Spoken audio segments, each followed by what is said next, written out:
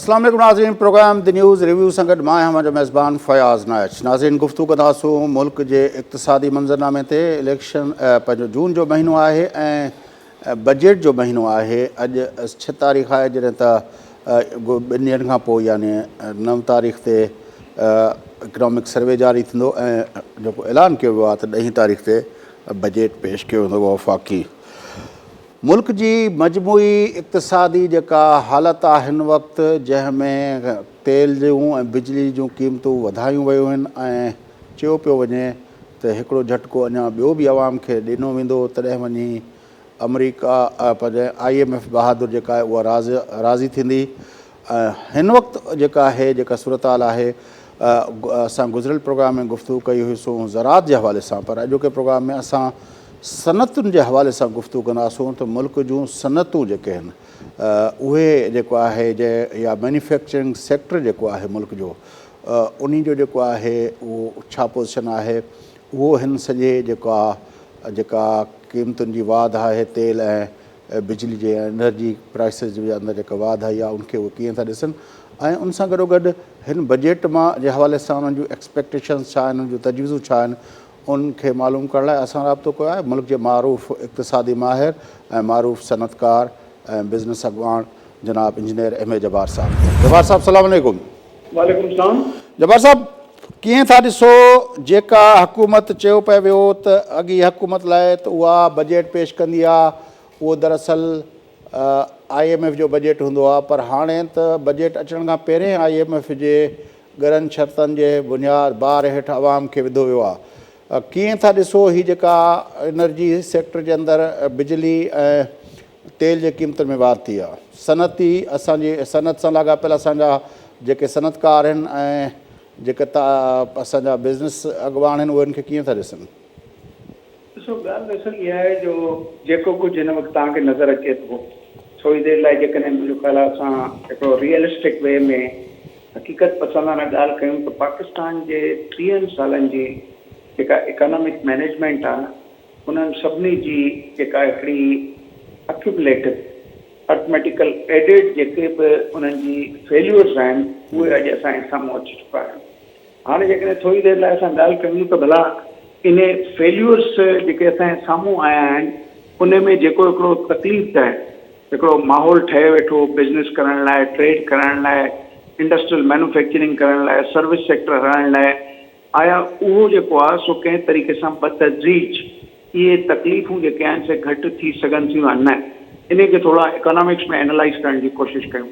हिन वक़्तु पाकिस्तान जा त सिर्फ़ु 2 मसइला आहिनि जंहिंमें जेको आहे सो IMF जे तरफ़ असां जेको ॾिसूं वेठा उन ते बि ॻाल्हाईंदासीं, छो वेठा एतिरो वधीक ॾिसूं जेतिरो शायदि ॾिसण जी ज़रूरत न हुजे, पर कहिड़े हालातुनि में, हाणे उन ते बि ॻाल्हाईंदासीं। पाकिस्तान जा हिकिड़ा 2 मसइला आहिनि, सिर्फ़ु हिकिड़ो आहे पाकिस्तान जो करंट अकाउंट जेको आहे, उन में जेको पाकिस्तान जो मसइलो आहे जंहिंमें पाकिस्तान फासे थो, ऐं ॿियो पाकिस्तान जो मसइलो आहे डेफिसिट फाइनेंसिंग। डेफिसिट फाइनेंसिंग सवले सिंधी तरीक़े सां इहो सम्झूं त जेको असांखे आमदनी आहे उन जे ख़र्च जे विच में जेको असां हिन वक़्तु 5,600 अरब रुपया तक़रीबन पहुची चुका आहियूं, जेके चयो वञे थो त इहो कुझु वाधारो थी सघे थो। हाणे इन 5,600 खे फाइनेंस करण लाइ पैसा किथां अचनि? थोरी देरि लाइ इहे तकालीफ़ जेके IMF जे तरफ़ां अचनि वेठियूं, उन्हनि पैसनि जे लाइ या असां कर्ज़ु वठूं, नंबर 1, या असां जेको आहे सो कंहिं तरीक़े सां जेको आहे सो हिकिड़ा बायलैटरली कुझु अहिड़ा जेके आहिनि से फिक्स्ड क़िस्म जी जेके आहिनि से असिस्टेंस वठूं, जंहिंखे चइबो आहे त इहे डॉलर रखो बैंकुनि में, त जीअं तव्हांजो हिकिड़ो स्विफ्ट ऐं डॉलर रिलेटेड सिस्टम जेको बैंकिंग ऑपरेशन आहे उहो जारी रहे। हिकिड़ो इहो थी वियो, पैसा पिया हूंदा, पैसा तव्हां ख़र्चु न कंदो, पर घटि में घटि तव्हांजी साख हूंदी, जीअं कंहिं ज़माने में चीन ॾिना हुया या सऊदी अरब ॾिना हुया। हा, एग्जैक्टली उन जी ॻाल्हि पिया था कयूं। हाणे असां वापसि अचूं त आख़िर IMF पाकिस्तान खे कीअं पई थी ॾिसे? IMF पाकिस्तान खे ॾिसे वेठी त पाकिस्तान जेको आहे सो सर्कुलर डेट जेको आहे जंहिंजी पेमेंट पाकिस्तान गवर्नमेंट खे करणु खपे, उहा 2,500 अरब रुपयनि ताईं पहुची चुकी आहे। IMF पाकिस्तान खे ॾिसे वेठी त पाकिस्तान जेको आहे सो गैस जे हवाले सां बि हिकिड़े गर्दिशी कर्ज़े जेके 500 अरब रुपया पई थी ॾिसे, 3,000 अरब रुपया IMF ॾिसे वेठी त हिते जेको आहे सो सरकार खे ॾियणा आहिनि ऐं सरकार वटि पैसा कोन्हनि। जॾहिं त सरकार जेको आहे सो उन खां अलावा 5,600 जेको आहे सो डेफिशिएंट फाइनेंसिंग जो शिकार आहे। त IMF जे लाइ हिकिड़ी सवलो जेका प्रिस्क्रिप्शन आहे उहा इहा आहे त जेकॾहिं असां पंहिंजे प्रोग्राम खे हलाइण लाइ कर्ज़ ॾियूं वेठा त उन जे अॻियां जेको बि हिकिड़ी गवर्नमेंट जी कमिटेड पोज़ीशन आहे उहा इहा हुअणु खपे त जेका शइ विकिरो थिए वेठी उन जी जेका आहे सा ओतिरी रक़म वापसि थिए त जीअं इहे गर्दिशी कर्ज़ा पंहिंजी जाइ ते किथे बीह रहनि। हाणे जेकॾहिं ऑयल जूं ॻाल्हियूं कयूं त जेको इमरान ख़ान जेको ऑयल जो हिकिड़ो 478 अरब रुपया जेको आहे उन जी हिकिड़ी कंसेशन क्रिएट कई, क़ीमतूं घटि रखियईं। उन जे लाइ हुननि वटि पंहिंजो हिकिड़ो एक्सप्लेनेशन आहे, वज़ाहत आहे त इहे 478 अरब रुपया इहे फंडेड हुआ, माना इहे बजट में जेके आहिनि से मौजूदु हुआ। ऐं जॾहिं त मुफ्ता इस्माइल जी जेका इकोनॉमिक्स आहे या डार इकोनॉमिक्स चओ, नवाज़ शरीफ़ इकोनॉमिक्स, शहबाज शरीफ़ इकोनॉमिक्स, उहा इहा चए थी त इहो नॉन फंडेड आहिनि, माना इहे बजट में अवेलेबल न आहिनि। थोरी देरि लाइ असां हिननि जे ॻाल्हियुनि खे चऊं त इहे लेटेस्ट ॻाल्हियूं आहिनि, माना 478 अरब रुपयनि जो गैप आहे। न पर जेकॾहिं फंडेड हुजनि हा पंहिंजो जवाहर साहब त IMF सां जेके इमरान ख़ान जे वक़्त में ॻाल्हियूं थियूं उहे नाकाम न थियनि हा, छाकाणि त IMF चयो हुयो त तव्हां जेको इहा ॻाल्हि चओ था पिया उहा दरअसल तव्हांजे बजट डॉक्यूमेंट्स अंदरि प्रूफ कोन पई थिए। ॾिसो बजट डॉक्यूमेंट में न हो, पर हुननि जेको अलॻि सां जेको हिकिड़ो सप्लीमेंट्री हिकिड़ी पोज़ीशन ठाही उन में इहे पैसा अवेलेबल हुआ। इन ते हिन वक़्तु थोरी देरि लाइ असां ॻाल्हाइण जे बजाए IMF सेटिस्फैक्ट्री IMF लाइ उहो जेको पोज़ीशन हुई उहा सेटिस्फैक्ट्री कोन हुई। बिल्कुलु ठीकु आहे। IMF जेका आहे सालो थोरी देरि लाइ असां चऊं था IMF हिननि खे मञण लाइ तयारु कोन्हे त इन तरीक़े सां इहे फंडेड थी सघनि था। हाणे जेकॾहिं नॉन फंडेड जी पोज़ीशन हिते आणियूं त 478 अरब रुपया IMF चए थी बाबा इन खे घटायो, कुझु घटाया अथनि ऑयल जे प्राइज़िस में जेका एडजस्टमेंट कई अथनि। हाणे सर्कुलर डेट जेको आहे उन में छाकाणि त इहे जेके सब्सिडीज़ अवेलेबल हुयूं, यानी जेतिरी असां बिजली विकिणूं था ओतिरा पैसा नथा हासिलु कयूं, इहे ई सर्कुलर डेट्स आहिनि, ॿियो छा आहे। हाणे इन जे लाइ जेको IMF 5 रुपया जेको कुझु थियो जवाहर साहब हिननि सभिनि जे करे हिननि प्राइस वधाए छॾी। हाणे ॻाल्हि इहा आहे त इहा प्राइस जेका आहे उहा मैक्रो लेवल स्टेबिलिटी ॾांहुं वठी वेंदी या न वठी वेंदी, ऐं सनतुनि ते मैन्युफैक्चरिंग ते छा इम्पैक्ट पवंदो। असांजे मुल्क सां जेके लाॻापियल ॿिया मसइला आहिनि, जीअं मिसाल तौरु तव्हां ॻाल्हि कई करंट अकाउंट डेफिसिट जी, उनजी पोज़ीशन बहितर थींदी। ज़ाहिर आहे जेकॾहिं इहो एॾो वॾा बार थी वेंदा त असांजी मैन्युफैक्चरिंग इंडस्ट्री ते तमामु वॾो कॉस्ट ऑफ डूइंग बिज़नेस जो असरु पवंदो, ऐं उहो पवंदो त ज़ाहिर आहे पोइ तव्हांजो एक्सपोर्ट ते असरु पवंदो। जेकॾहिं उहो थींदो त पोइ तव्हांजो करंट अकाउंट डेफिसिट वधण जे बजाए घटिजण जे बजाए उहो त वधी वेंदो। सो तव्हां बिल्कुलु सही था चओ। जेकॾहिं पाकिस्तान में हिकिड़ो लफ़्ज़ रिफॉर्म्स जेको आहे सो रुॻो लफ़ाज़ी हुजे, पाकिस्तान में हिकिड़ो लफ़्ज़ जेके चवंदा आहिनि स्ट्रक्चरल डेवलपमेंट्स जेको आहे इन द सिस्टम, उहे लफ़ाज़ी हुजनि, पोइ त मुंहिंजे पंहिंजे ख़्याल में त ईअं ई थींदो जीअं थी रहियो आहे। त हिकिड़ी कॉस्ट ऑफ डूइंग बिज़नेस जेका आहे अनकंट्रोलेबल, हिकिड़ी जेका आहे सा तव्हां ख़बर आहे सिर्फ़ु एक्सपोर्ट ते टेक्सटाइल एक्सपोर्ट जी सब्सिडी फिगर्स तव्हां ख़बर आहे घणियूं आयूं आहिनि, $800 मिलियन। असां जेका $15 बिलियन 12 खां 15 बिलियन टेक्सटाइल पे था एक्सपोर्ट कयूं, 1 बिलियन त रुॻो असां सब्सिडी था ॾियूं उन ते। ऐं उन खां पोइ उन्हनि खे गैस ऐं बिजली जेका आहे उहा सस्ती था ॾियूं, 7.5 सेंट ऐं 9 सेंट में पिया था ॾियूं। त इहे सभु ॻाल्हियूं जेके आहिनि से हाणे वापसि अचो पाकिस्तान में त अजीब क़िस्म जी सूरत हाल आहे। त हाणे ॻाल्हियूं साम्हूं पिया थियूं अचनि त सिर्फ़ु ग्रेड 20 खां 21 वारा माण्हू जेके आहिनि से 1300 यूनिट मुफ़्त में था मतिलबु कनि। यानी कल्ह जेके 20 मिलियन यूनिट्स जूं ॻाल्हियूं थियूं आहिनि मुफ़्त में वेठा बिजली ॾियूं। असां वटि तमामु घणा मसइला आहिनि। इन करे मुंहिंजे पंहिंजे ख़्याल में गवर्नमेंट जेका आहे सा इकोनॉमिक मैनेजमेंट जी दुरुस्ती जेको मुफ्ता इस्माइल साहब कल्ह जेका ॻाल्हि ॿोल कई आहे हुन में चए थो त ईंदड़ साल पाकिस्तान खे $21 बिलियन पे बैक करणा आहिनि। डॉक्टर फ़ारूक सलीम साहब जो चवणु इहो आहे, कुझु ॾींहं पहिरियों हुन कयो आहे त पाकिस्तान खे 3 जून खां पहिरियों तक़रीबन $5 बिलियन यानी $4.9 बिलियन 3 जून खां पहिरियों पे करणा आहिनि। अॼु असां 6 जून ते बीठा आहियूं, इहो किथां पे कंदासीं जॾहिं की असांजे किटी में कुल ई जेके पैसा पिया आहिनि उहे त $10 बिलियन चवनि था, पर उनमें जेकॾहिं इहो हू कढी छॾजनि त पोइ त असां वटि $5 बिलियन ई कोन्हनि के। ॾिसो हिन वक़्तु जेका तकड़ आहे गवर्नमेंट खे त जल्दी जल्दी जेके आहिनि से मुख़्तलिफ़ हंधनि ते जेके आहे से IMF जा जेके IMF जी प्रिस्क्रिप्शन त सिंपल आहे न, तव्हां हिकिड़ी शइ ठाहियो था जेतिरे में विकिणो वेठा ओतिरा वसूल कयो, सब्सिडीज़ एलिमिनेट थी थियनि। हाणे उन में जेकॾहिं थोरी देरि लाइ जल्दी करण जो मक़सदु इहो आहे त IMF खां जेको 1 बिलियन या लेस जेके पैसा ईंदा उन सां सॼी दुनिया पाकिस्तान जी, सॼी दुनिया पाकिस्तान जी, मां चवंदुसि ब्यूरोक्रेट्स प्लस पॉलिटिशियन उहे इहो था सम्झनि त IMF जीअं पैसा ॾींदो त इहा हूंदी बरकत भरिया पैसा। इहे बरकत भरियनि पैसनि जे हवाले सां चाइना जेको आहे, जेको माखीअ खां मिठो ऐं सागरनि खां हेठि ऐं हिमालय खां मथे दोस्त, उहो तॾहिं असांखे इहे $2.5 बिलियन रोल कंदो। उन खां पोइ सऊदी अरेबिया जंहिंसां असांजा लिंक्स आहिनि, जंहिंजे बचाव जी असां ज़िमेदारी खई आहे, असां राहिल शरीफ़ उन्हनि खे ॾियूं था, उन्हनि जी फ़ौज जी ऐं उन्हनि जे जेके आहिनि अलाई जी रखवाली करे, उहे बि पोइ असांखे ॾींदा। माना इहे बरकत भरियो या कंडीशनल जेको आहे पैसा IMF जा अचणा ज़रूरी पिया था सम्झनि ऐं उन जे करे ॿिया ज़राए रोकजनि था। हाणे $5 बिलियन जी तव्हां ॻाल्हि कई, जेकॾहिं ॿिया ज़राए छा आहिनि? ॿिया ज़राए इहे आहिनि त इंटरनेशनल मार्केट मां पैसा वठो। इंटरनेशनल मार्केट में क्रेडिट रेटिंग जेका आहे सा मुस्तहकम तॾहिं थींदी आहे जॾहिं को प्रोग्राम IMF त हलंदो आहे, ओॾी महिल इंटरनेशनल बैंकिंग सिस्टम सम्झंदो आहे त IMF जूं चलो हाणे असां जेको कुझु कयूं पिया ऐं जहिड़े नमूने सां असां अमेरिका खे राज़ी करण जी चकर में आहियूं, IMF जेकॾहिं असांखे पैसा ॾिए बि थो, पर मसइलो इहो आहे त हीअ जेका एॾी महांगाई थींदी उन खे असां कीअं फेस कंदासीं, नंबर 1। ॿियो जेको मिफ्ता इस्माइल साहिबु चए पियो हीअ त खणी $5 अरब जो मसइलो IMF जे हुन खां पोइ असांजो हल थी वञे, पर असां $21 अरब असांखे नए साल में पे बैक करणा आहिनि। पर उनखां बि वॾो मसइलो जेको आहे उहो इहो आहे त पाकिस्तान जी तारीख़ में हीउ दौरु अहिड़ो आहे जंहिंमें असांजी GDP श्रिंक पई थिए। जेको मूं अंग अखर पे ॾिना त 1919 में 2019 में पहिरियों दफ़ो जेको आहे पाकिस्तान जे 58 सालनि जी तारीख़ में GDP जेका हुई उहा $297 बिलियन ताईं किरी। हाणे उहा वरी अॻिते हली जेको आहे नेक्स्ट ईयर माना 2020 में उहा $262 ते आई, बिलियन ते। हाणे मूंखे ॿुधायो त असां जेकॾहिं श्रिंकिंग GDP असांजी GDP ग्रोथ जे बजाए उहा श्रिंक पई थिए, हीअ त तमामु असां त पहिरियों त ॿियूं ॻाल्हियूं पिया कयोसीं, हीअ त ख़ौफ़नाक सूरत हाल में अची विया आहियूं। न फयाज़, ईअं त GDP श्रिंक न आहे थी, GDP एक्सपेंड थी आहे। GDP $383 बिलियन ते पहुची आहे।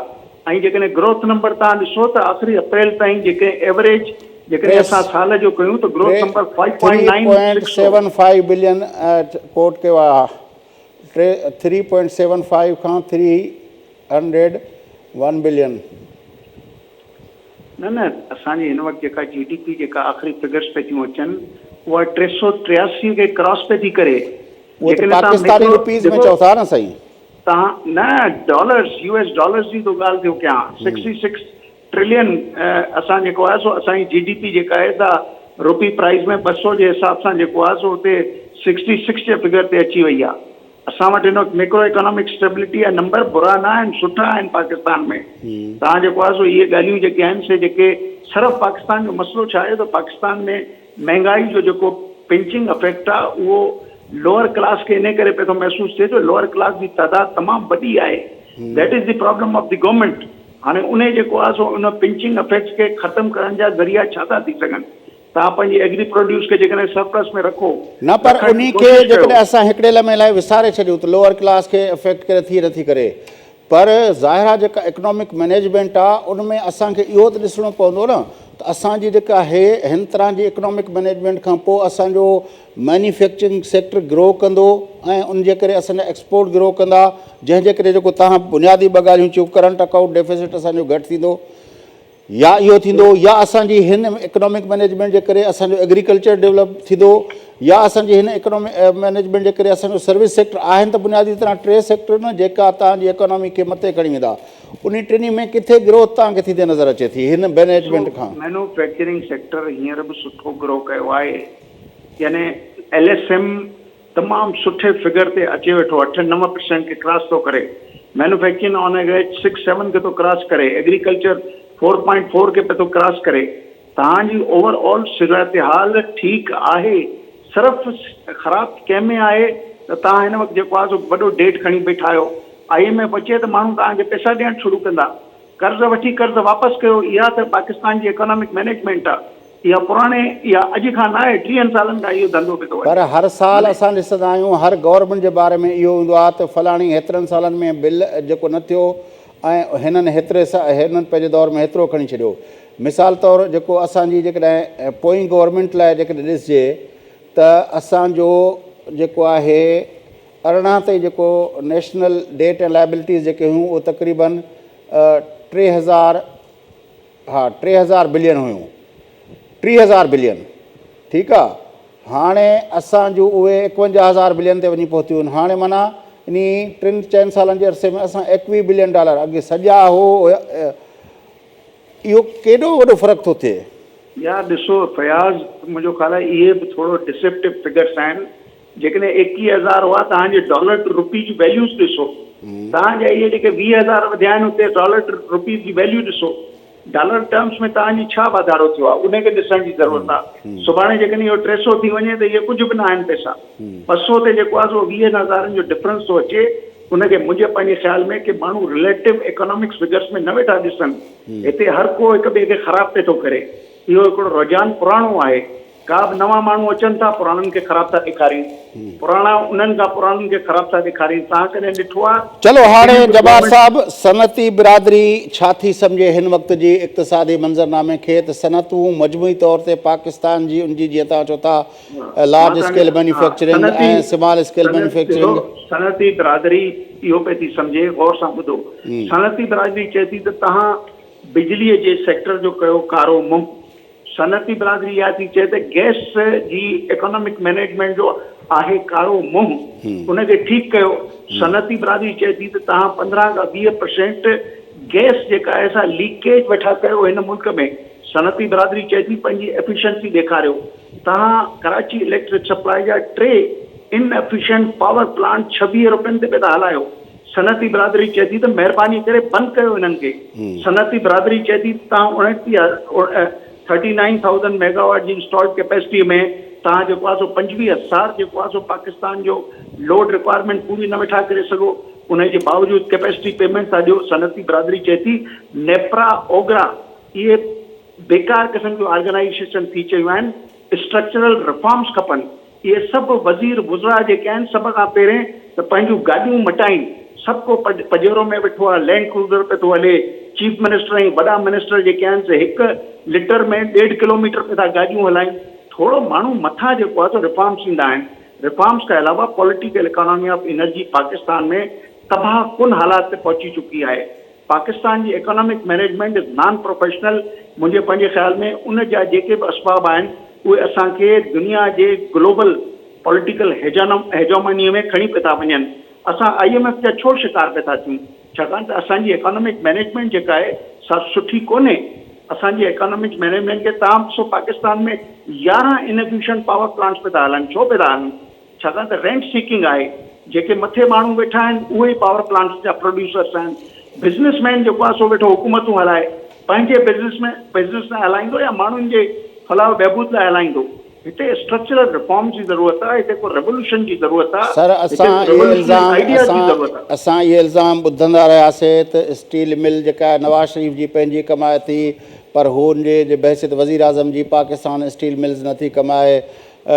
शायदि ख़ाकान अब्बासी साहब जी जेका एयरलाइन आहे उहा कमाए थी, पर उहो वज़ीर आज़म थिए थो। पाकिस्तान इंटरनेशनल एयरलाइंस नथी कमाए। इन तरह जा असां केतिरियूं ॻाल्हियूं ॿुधी चुका आहियूं।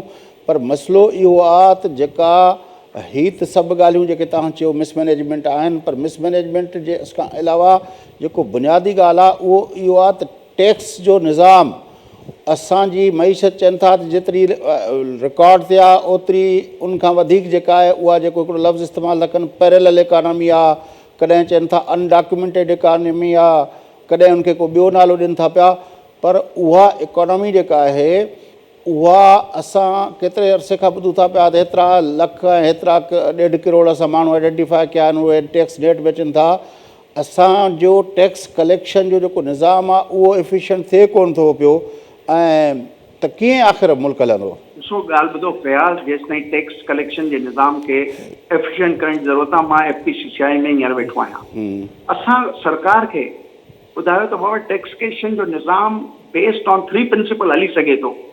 सिंप्लीफिकेशन, फ्लैट रेट हर कंहिं ते साॻियो विझो सैलरीज़ क्लास ते, लो रेट वठो, छाजो GST जो 5% वठो तव्हां, फ्लैट लो रेट ऐं ब्रॉडनिंग ऑफ द टैक्स कयो। तव्हां वेठा आहियो TV स्टेशन ते हींअर ॻाल्हायो वेठा, वञो वञी वेबसाइट ते ॾिसो, पाकिस्तान में 4 मिलियन इंडस्ट्रियल कनेक्शन्स अथव। तव्हां 4 मिलियन इंडस्ट्रियल कनेक्शन जे मुक़ाबले में 41,000 माण्हू सेल्स टैक्स पिया था पे कनि। छा सरकार खे इहे जेके 4 मिलियन माण्हू आहिनि इहे नज़र नथा अचनि? छा वकार जेको आहे सो उहो ॻाल्हियूं कंदे कंदे असांजा कन जेके आहिनि से ख़राब थी विया? त 7.5 million we have identified tax payers. छा इहो शौकत तरीन जेको हर ज़माने में वज़ीर रहियो आहे उन चयो 15 मिलियन जेके आहिनि से असां आइडेंटिफाई कया आहिनि, इन्हनि खां अरबे रुपया टैक्स वठंदासीं? यार गवर्नमेंट जी पंहिंजी मशीनरी ख़राबु आहे। टैक्सेशन मशीनरी जेका आहे सा उन में सिर्फ़ु कॉम्प्लिकेशन्स आहिनि। जेकॾहिं कॉम्प्लिकेशन न हुजनि हा त छो सिटिन थिया, FBI जा घेराव थिया हेठियनि माण्हुनि सां? असां तमामु हिकिड़ो सवलो निज़ाम ॾिनो जंहिंमें असां हींअर चऊं था जेकॾहिं FPCI खे ॾिनो वञे टैक्सेशन मशीनरी निज़ाम त असां गारंटी कयो त 8,000 अरब रुपया तव्हांखे जनरेट करे ॾींदासीं। हिन वक़्तु बि 6,200 ते पहुता आहिनि। सुठी रक़म आहे मुंहिंजो ख़्याल जेका हथु कई अथनि, पर इन खां बि वधीक थी सघे थो। तव्हां वरी वापसि वञो फ्लैट निज़ाम ते वञो, लोअर GST ते वञो ऐं तव्हां ब्रॉडनिंग कयो।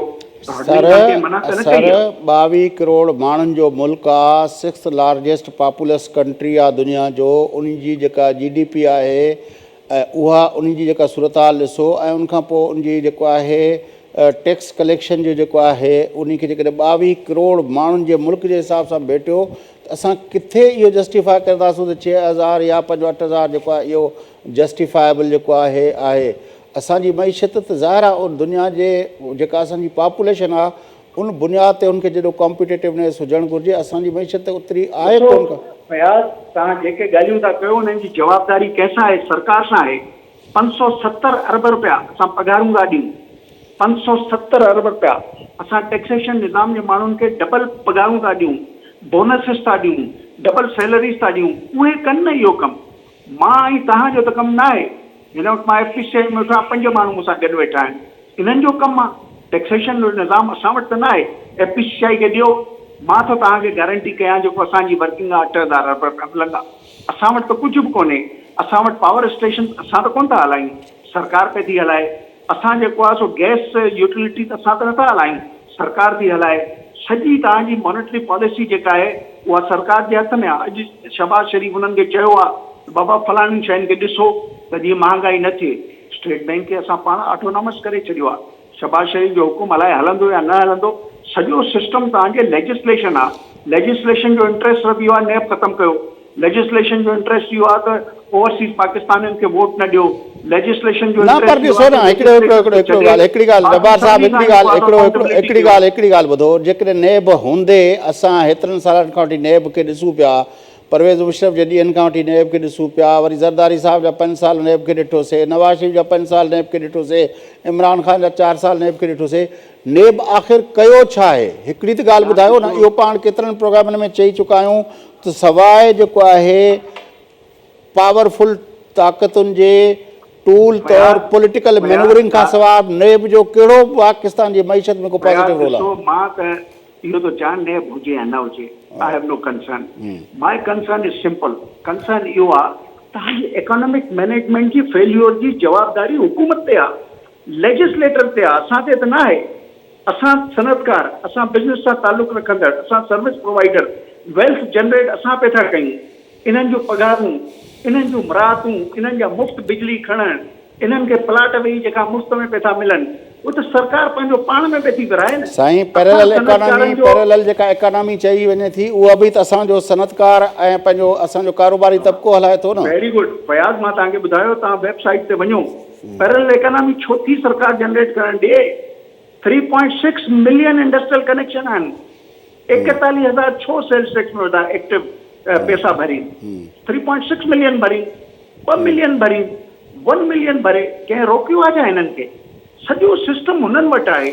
सॼी गवर्नेंस चलो हाणे अॼु जेका आहे बजट कुझु ॾींहंनि में अचण वारी आहे FPCCI जूं छा रिकमेंडेशन हर साल ज़ाहिर आहे रिकमेंडेशन असांजी रिकमेंडेशन भला मीटिंग्स थियूं आहिनि भेरे मिफ्ता इस्माइल हिसाब सां मीटिंग्स थियूं आहिनि FPCCI जूं असांजी थियूं आहिनि असां मुफ्ता इस्माइल खे इहो ई चयो त बाबा हीउ जेको कन्वेंशनल सिस्टम तव्हांजो आहे जंहिंमें तव्हां रुॻो वेठा टैक्स क़वानीन में वाधारो कयो या टैक्स क़वानीन में उहे रद्दो बदल था कयो जेके सुप्रीम कोर्ट मना थी करे या हाई कोर्टूं उन्हनि ते मना थियूं कनि तव्हां रुॻो उहे था ठीकु कयो इन्हनि खां ॿाहिरि निकिरी करे हिकिड़ो सिंप्लीफिकेशन आणियो त पाकिस्तान जो हिकिड़ो नंढो नंढो माण्हू जेको आहे उहो टैक्स सिस्टम में अचे पर जेकॾहिं इहा नोटिस मैन्युफैक्चरिंग मशीनरी वारी सूरत हाल क़ाइमु रही त हिन मुल्क में को बि टैक्स नेट में अचण लाइ तयारी कोन्हे जेके आहिनि उन्हनि खे भरिणो आहे आख़िरी ॻाल्हि ॿुधो जंहिं मुल्क में इम्प्रोपोर्शनेट टैक्सेशन हुजे उहो मुल्क नथो तरक़ी करे सघे पाकिस्तान में मैन्युफैक्चरिंग सेक्टर 58.4% टैक्स थो भरे टोटल टैक्सेस जा